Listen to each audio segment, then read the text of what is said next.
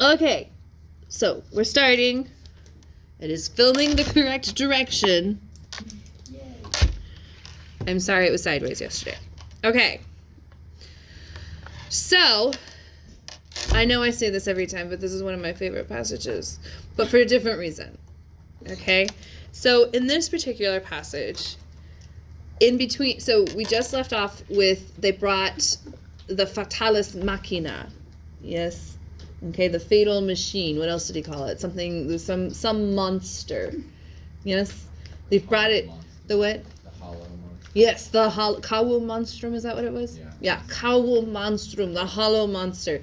They've brought it into the city, and they've had their party, and they've made poor life choices, and now they are sleeping off their poor life choices. Yes, okay? So while they had a party, all right? And so now everybody's asleep. And while Aeneas is sleeping, Hector comes to him and says, "Hey, dude." But what is interesting about this Hector coming to him?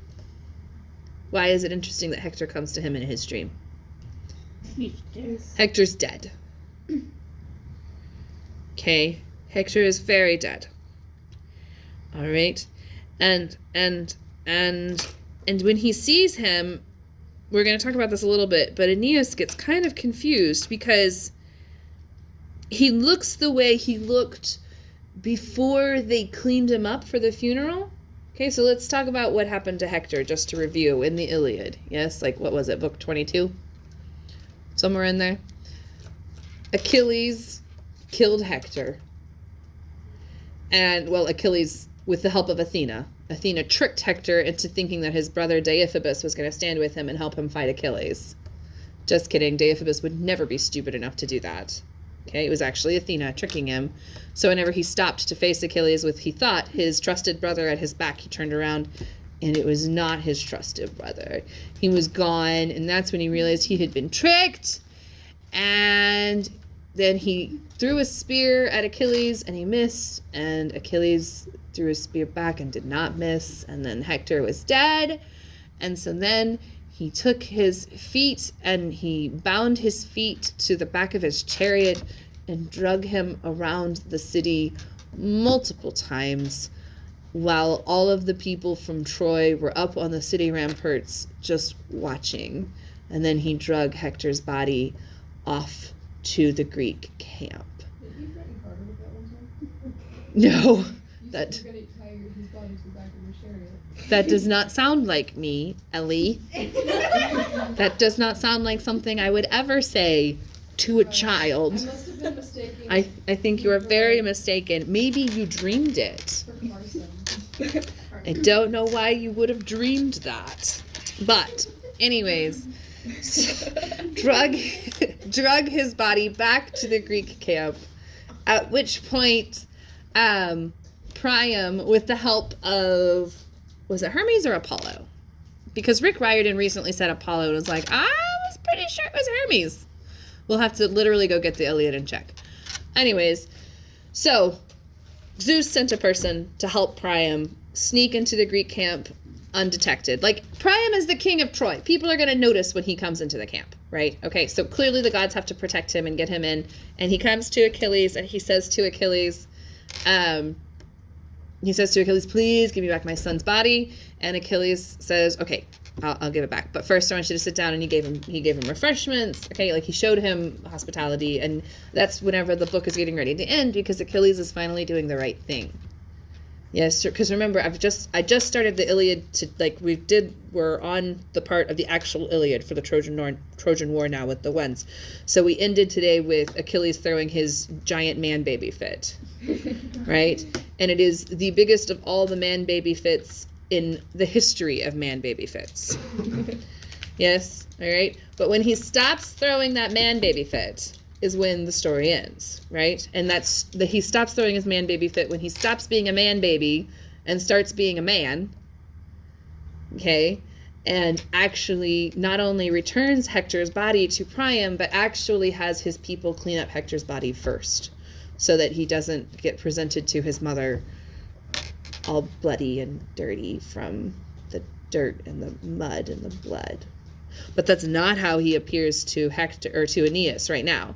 He appears to Aeneas as if it were before Achilles cleaned him up to send him to his mama. Was the point of that terrible story. Okay, so you have squalentem barbam, et concreto sanguine crines, vonra illa gerens, bearing those wounds. Okay, which he had received, which so many wounds he had received around our father's walls, our country's walls, our fatherly walls, the patriotic walls, the walls of Troy, those walls, patrios. Okay, but back up to the beginning. So that's kind of where we're heading with this. Back up to the beginning. I don't have a whole lot to add, except that, Fast Talker is starting to go really, really quickly. And he's leaving stuff out.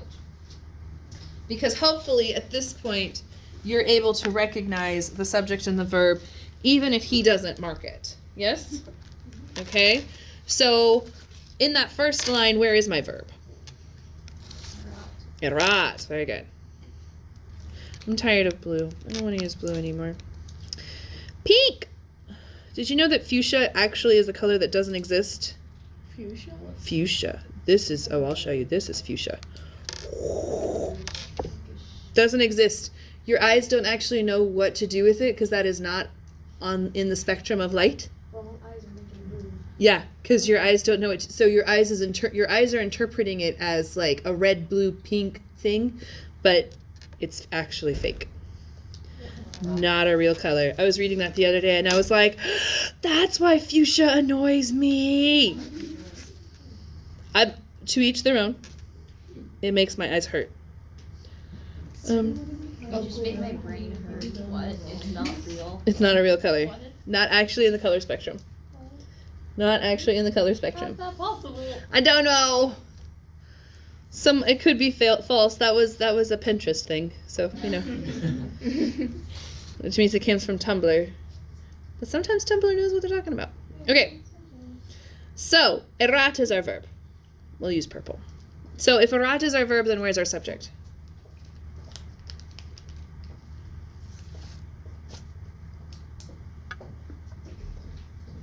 All right, tempus is our subject. Yes, so we're going to mark that with an X.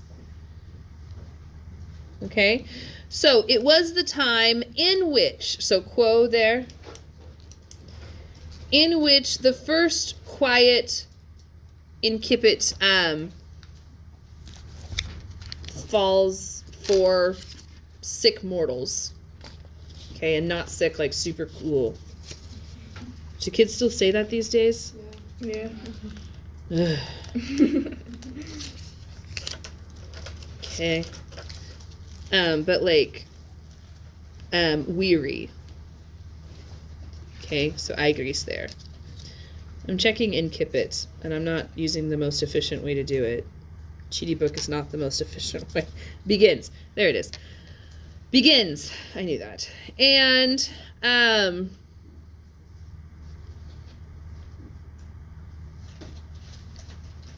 and the first quiet spreads over them, the most grateful by the gift of the gods. So gratissima is like the most grateful people. Okay. And then look, in sleep. Yes, so eke. If you guys don't know eke. I wonder what that means. Right? Okay. Heard of it. In sleeps, behold, before my eyes, the most majestic Hector.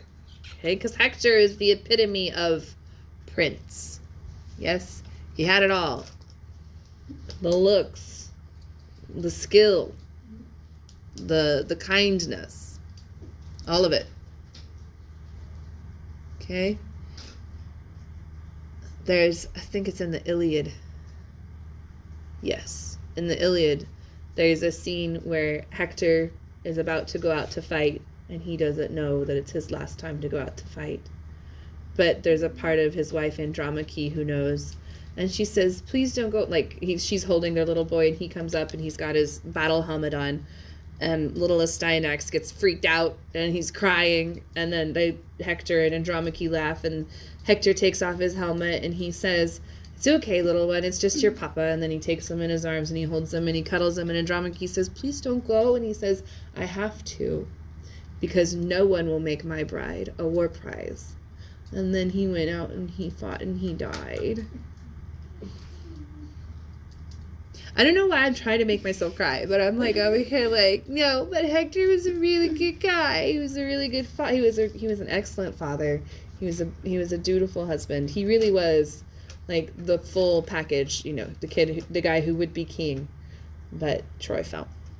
101 ways to make audience cry. Yes. Okay. So we had that. So before my eyes, the most majestic Hector seems to be present to me. And he is pouring out large tears. Okay, but that's not actually what Largos means, but, you know, whoosh and move on whenever you're stuck. Yes? Okay? Many tears. Largos means many here. Okay? Remember, we've talked about this before. It makes Ellie uncomfortable whenever I say it this way. But epic heroes have epic emotions that leak out of their eyeballs. Yes? It's just, in American culture, we have this idea of like, oh, you know, people don't cry. You know, man up, don't cry. Big girls don't cry. We even have a song. Big girls don't cry. Yep, Frankie and the Valleys. The crying bit doesn't make me uncomfortable. It's from the eyeballs. Yes. They leak from their, but it's true. Epic heroes have such epic emotions that they leak from their eyeballs, and this is perfectly acceptable in epics. It's just whenever you're looking, we're like, oh, you crying? Stop that. You are imposing your modern values on an ancient epic character. Yes? Okay? Him crying right now actually just shows that he is human. Yes? Okay? His city is falling and he is weeping, and that is fine. It does not show weakness of any kind. Everybody with me? Okay. I have to catch myself sometimes, like, oh, he's crying. No. Epic hero with epic emotions leaking from his eyeballs. Okay? They leak. That's what happens. Okay?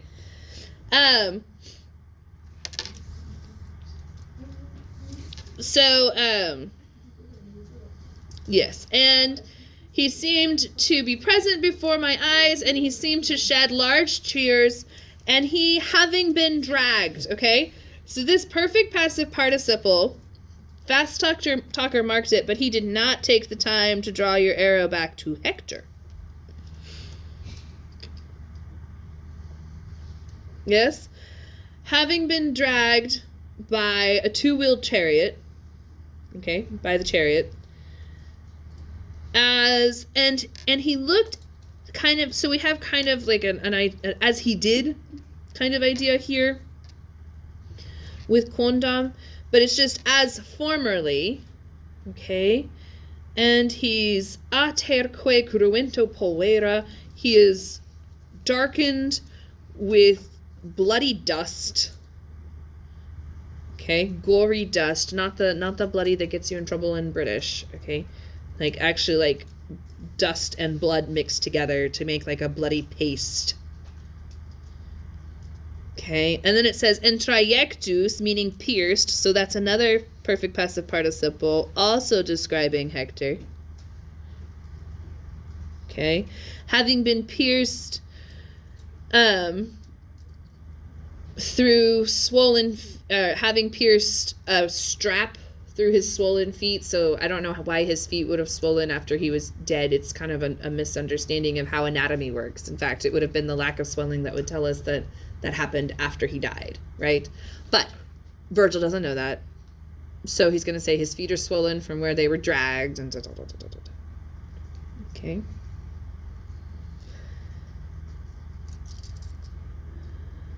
Alas, or ei mihi.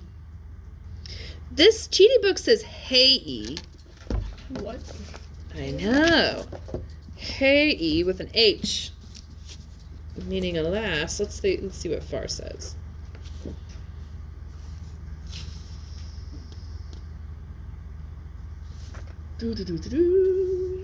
Sorry. We mentioned we're tired, right? Goodness gracious. I'm really glad that you guys get a break tomorrow, because I think you need it. So "ei" here does indeed mean alas. Okay? So alas to me, just as he was, so qualis erat, such he was. And how much changed? So everybody good, we've got all these perfect passive participles. We're going back to Hector. Okay?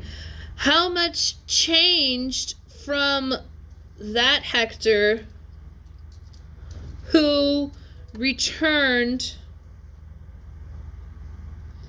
clothed? Yes, so indutus is going to go back to qui, right? Who returned clothed in the spoils of Achilles. All right, and this is kind of a weird, like, indutus is a perfect passive participle, but it's like having put on the spoils of Achilles. Everybody with me? So exuvias then is accusative and plural. Actually, it's always plural. Fun fact, exuvii is another word that means spoils, booty. I'm sorry, my God.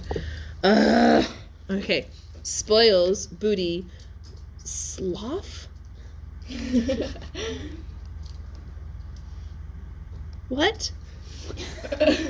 Slow? Slew. No. Slow? Slew. Sloth? Slew. I've seen the word. Slew, before. and it means Slew. booty? I don't know. But Apparently it means booty. Slew. It's Slew. pronounced slew. I don't Is know that what if people it's mean when they say a whole slew of things? Oh. Because I always thought it was spelled like this, but what if they've been saying this the whole I time? think they have. I think Ah! slew. Ah! Slew. Ah!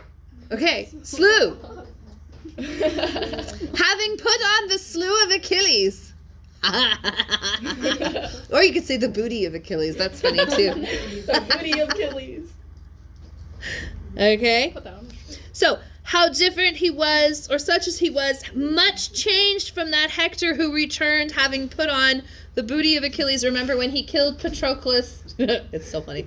He killed Patroclus and he took Achilles' armor because he thought Patroclus was Achilles, and then he realized he'd made a terrible mistake, but he still earned the stuff, and then okay, you know the story. That's why we learn the story in Latin 1. Okay, and I might make it an extra credit thing over winter break. If you want to read the Iliad, then you can earn some extra credit. Not like 4 credit, but extra credit. We'll see. Or who darted kind of among the Phrygian ships. I'm sorry. Who darted among the ships of the Danaans. What are you doing with Phrygian flames? Oh, or who Yakultatas, who threw the Phrygian flames, so that should be Ignace, among the ships, so that's ablative, of the Danaans. Like, not into, on. Okay, so, but he doesn't look like that anymore, because he would have been majestic and wearing Achilles' armor. Yes, this is the guy that's going to defeat the Greeks and win it for Troy, and when he comes back, he's going to become the king, because Priam is only being the king because it doesn't make sense to have the guy who would be king next be the general out on the battlefield and then also have him king, because then that would just cause turmoil, because his son is like 2 years old. Little Astyanax, he was 2 when they threw him from the walls of Troy. Yes. Okay, but he is wearing, and again, this is all referring back to Hector, right? Okay. So Hector wearing a squalid beard and hairs concreted with blood, like caked with blood, and bearing those many wounds which he received around, and this is kind of a weird thing. So it goes around the walls of the country. I know it's like the most awkward page change, but at least yours is not double-sided. Okay. Otro flens ipse videbar compellare viret maestas expromero voces. Okay. Weeping. But now it's not Hercules, or not Hercules. Now it's now it's not Hector weeping, it's Aeneas weeping. Yes, okay. So, all right. So I, weeping myself, seemed unwillingly to address the hero and to utter these mournful voices. So, who's the speaker of book 2? Aeneas, very good. So, O lux Dardanii, O light of Troy, O most trusted hope of the Teucrians, what great delays, more, have held understood you. Okay.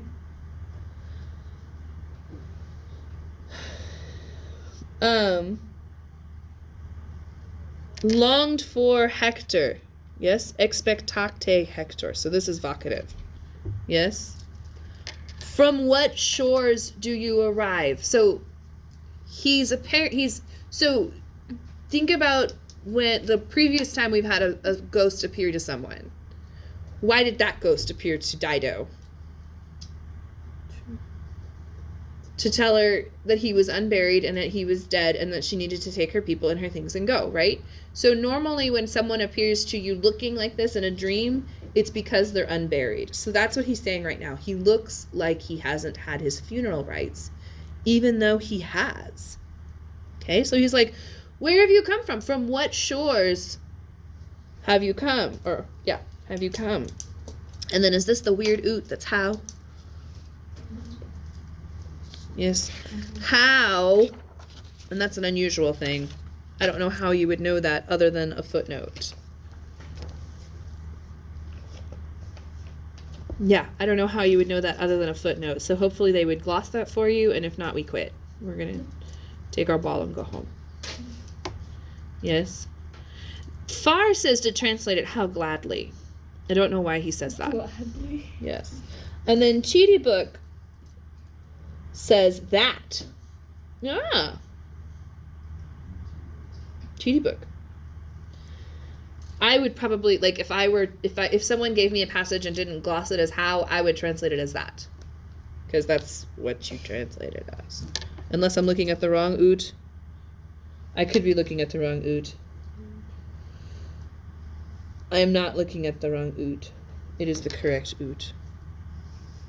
Okay, so this is our direct object. I wanted to point this out to you. This is our direct object. This is our verb. This is describing our subject. And it's all the way, like, with all of this junk in between. How are we weary seeing you is the main sentence. Yes, how do we weary see you? And not, de feci. I was about to say, not just weary, but the most weary. No, it's just weary. De fessus. Okay? After so many of your funerals, after various works of humans and of the city, like so much has happened since you died. Achilles has been slain. Paris killed him. Paris has died. Paris, What? Paris killed Achilles? Yeah, we were all surprised. Okay. Helen's been married off to Deiphobus. Yeah, the brother that you thought was standing with you, and then it turned out to be Athena. Yep, that brother. She's married to that brother. You know, so many things have happened since you died. Okay. Quae causa? Quae causa indigna serenos foedavit vultus. So it's what unworthy cause has deformed your serene face. Says, it's plural. Vultus is fourth. So serenos goes with vultus. Okay. So he's like, why do you look worried? Like, we won. The Greeks were gone. We brought the horse in the city. We've won, and now you're here and you're crying. Why are we crying? Yes? Okay. Or, why do I see these wounds? Shouldn't see them. We cleaned them up. You should be all spiffy for the underworld now. And you're not. Why are you appearing to me all scary? Well, because scary times are about to come. Yes? Is this what you guys need, or are you bored out of your minds? It's sad. It is very sad. That's all. Okay, just making sure.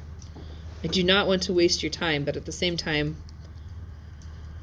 it's a sad passage.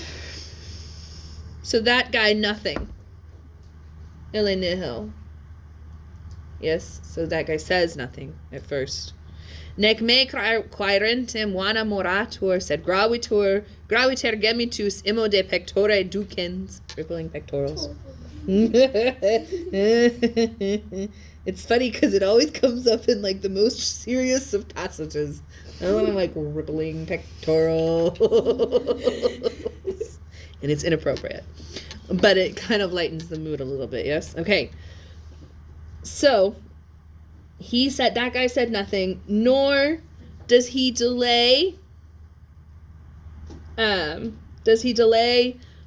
me asking useless things. All right, so that's your direct object, wana, vain things.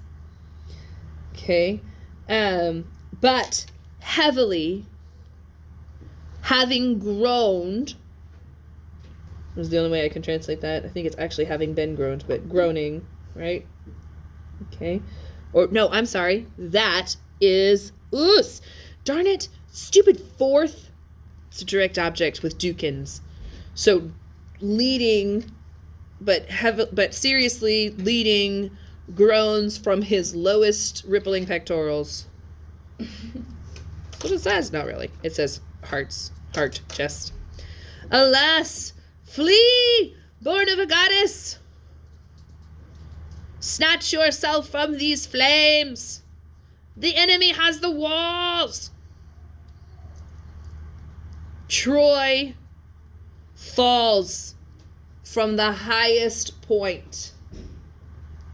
Well, not the highest, but from its high point. Enough has been given. And this is interesting. Okay, so we're missing est. And it doesn't say enough of what. It just says enough. Yes? Sat. Okay? Enough has been given to the country and to Priam.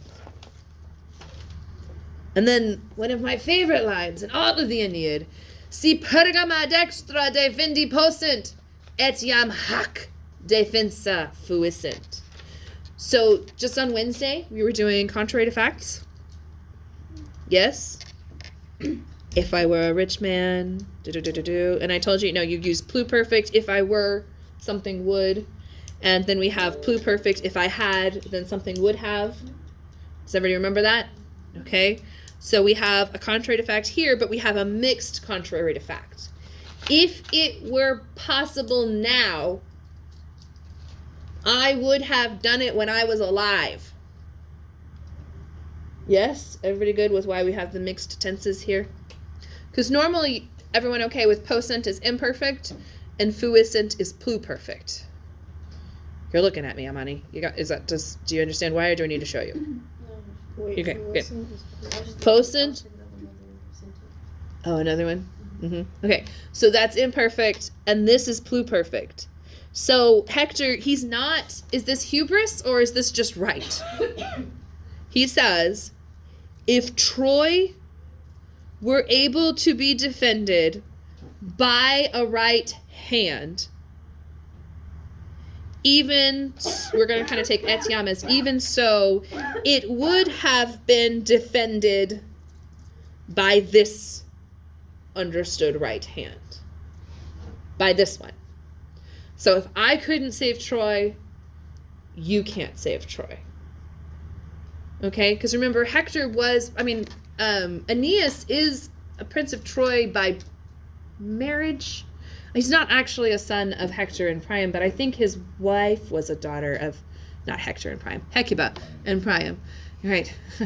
If I remember correctly, we have to go back and look at our family tree, but I'm pretty sure that he is in the, but the point is he's not anywhere near the line of taking over the throne. So Hector's just saying, if I couldn't defend the city, then you definitely can't. Right? Okay. So he's what is that insulting, or is it just Hector saying, dude, you gotta go? Yeah, it's just him saying, dude, like, don't feel bad about this. You're gonna feel sad. Don't feel guilty. Don't feel like you could have done more. You did everything you could. I did everything we could. They won by a cheap trick. It's not even, is it really winning when you come into a city of sleeping, drunken men, women, and children? Oh, that's just... Yeah. No. Yeah. Just cowardly. You're right, Annette. Like, is it really? No. Like, that's what the bad guys do in the movies. That's what happened in one of the wars. In what? Like American history. Oh, Did we do that to the... Didn't they go into Delaware. like the camp? Yeah. The winter camp. Yeah, For, like, yeah. We did it? The Americans against the Yeah. British? Before Yeah. Christmas, the Brits were like. It was, like, for the partying, independence. the Brits came in and like took them out. Ah! I'd forgotten about that.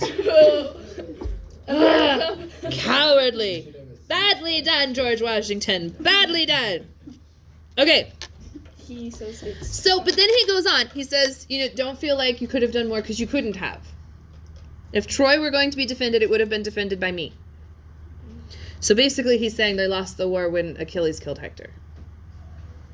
Right? It was just a matter of time. And then he says, Sacra suos quae tibi commendant Troiae penatis. Sacred Troy commends to you her own household gods. Okay, if I'm correct, you might have to erase things in just a second. Let me double check.